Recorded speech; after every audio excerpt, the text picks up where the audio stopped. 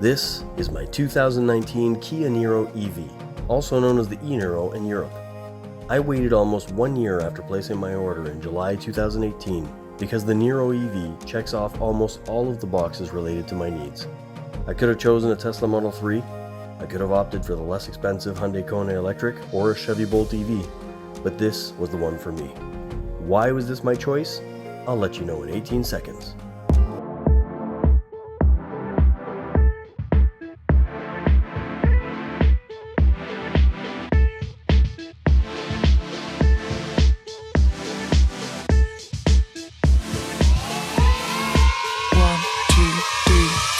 In 2017, I started looking into getting an electric car for myself more seriously.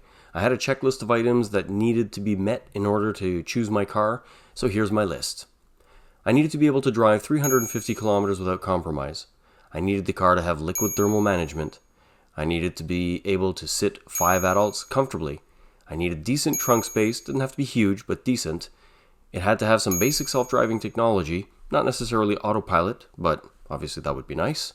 It needed to have a more premium feel, and it needed to cost less than my current car in terms of monthly overall cost. Now, my requirements list doesn't necessarily apply to you. The fact that I needed my car to do 350 kilometers on one charge was very specific to my needs in terms of my business. So in your particular case, maybe a car that has 180 kilometers of range is more than enough. Looking at the Hyundai Ioniq, which is a nice little car that has about a 200 kilometer range. The e-Golf also has about 200 kilometer range, and both of those vehicles suit most people's needs for their daily commutes of approximately 50 kilometers.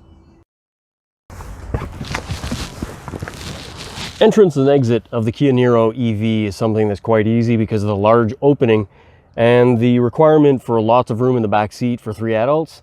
I have at least 15 centimeters of knee room. I'm only 5'8", but even if I was 6 foot something, there's plenty of room here as my seat in the front is positioned for me to drive in a comfortable way. So back seat space, definitely a win in this car. The Kona itself is smaller in terms of rear passenger room, and that's one of the reasons that I canceled the reservation that I have. One of the things that was important when I got my electric car was for the interior to have a more premium feel. The last car that I had was very hard touch plastic because, well, it was an economical car. The thing that disappointed me about the Hyundai Kona Ultimate and the Chevy Bolt Premier is even though that they were the top tier models, their interiors were very hard touch plastic as well. And regardless of them having leather or not, the interiors just didn't feel up to the price of the car. The Kia Niro EV, on the other hand, has a lot of soft touch plastics on the dash and on the doors, which give the car a more upscale feel to go with the leather interior and the overall fit and finish. One of the requirements that I had that wasn't high on my list but important to me was the ability to have luggage in the trunk, or enough space for luggage in the trunk, if we were 4 or 5 people in the car. Fortunately, the Niro is a larger vehicle and allows to have a decent amount of luggage. I've only got these 2 bags in here for an example, but you can tell that from this large piece and from the secondary luggage, there's still room to put plenty of other pieces in the trunk. Now, one of the nice things about the Niro is that much like the Versa Note that I had previously, there's hidden storage underneath the main section. What I really like about this car is that there are compartments to actually keep things from moving around, whereas I didn't have that in my last car. In this particular case, there's a central area where the tire would usually be. Now, these cars don't have spare tires. They've got tire inflation kits and anti-puncture kits, and that's hidden actually below this main section.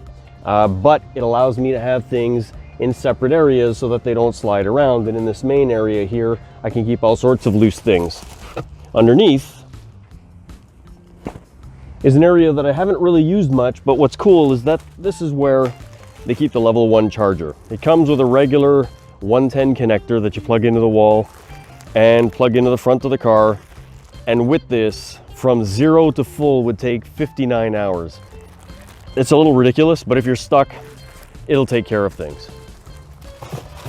Included in here is a little screwdriver. You've got a tire inflation kit in the case of a puncture. And then there's the actual pump to fill it up with air. Now, if you wanted to, you could remove this. There is a little thumb screw thing in here. You can undo it, take that out, and it allows for extra deep storage for things that might be higher up. So what about the last item on my checklist, where the overall cost of the car had to be less expensive or equivalent to what I had previously? The biggest issue that happens with what I had previously is the fact that my car, the Nissan Versa Note SL, even though it was the top trim model, was very inexpensive at purchase, was generally maintenance free, and costs very little in terms of gas per month. The oil changes were very low in terms of price because, well, it's a small motor and didn't take much oil. And even though I was putting in synthetic oil changes were $50 to $60 or thereabouts. The only way that it could make sense for me to change my car from an Econobox essentially to the Niro EV SX Touring, which is in my opinion, a fairly well appointed car and very luxurious and high-tech compared to what I have or had, is by changing my wife's car. My wife had a 2014 Dodge Grand Caravan SE, or the fancy ways, the Canadian special edition of saying the entry-level Caravan with a few doodads in it. The fact that we changed the van at the same time, because that car cost a ton in gas, the cost of oil changes and the overall maintenance of the vehicle were quite high compared to my car. Her payments came down considerably. Mine went up not that much. They came up a decent amount, but not that much. But in the end, we changed two 6-year-old cars for two brand new cars with the best warranty in Canada, and we have less overall cost per month, including the cost of electricity, than it was costing us for the maintenance and the gas of the last two cars. And honestly, my car was starting to have some weird stuff occasionally happen, and I was concerned because the CVT transmission in the Nissan product is known over time to be a little wonky. So I'm basically avoiding having problems with that by changing the car.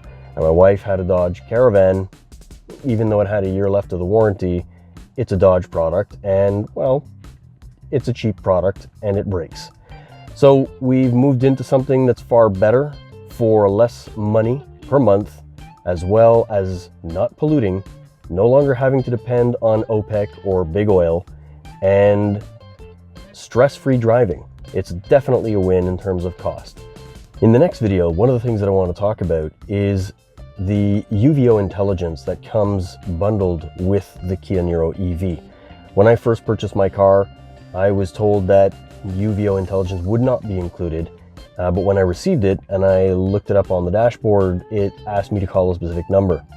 Anyways, there are some interesting things there.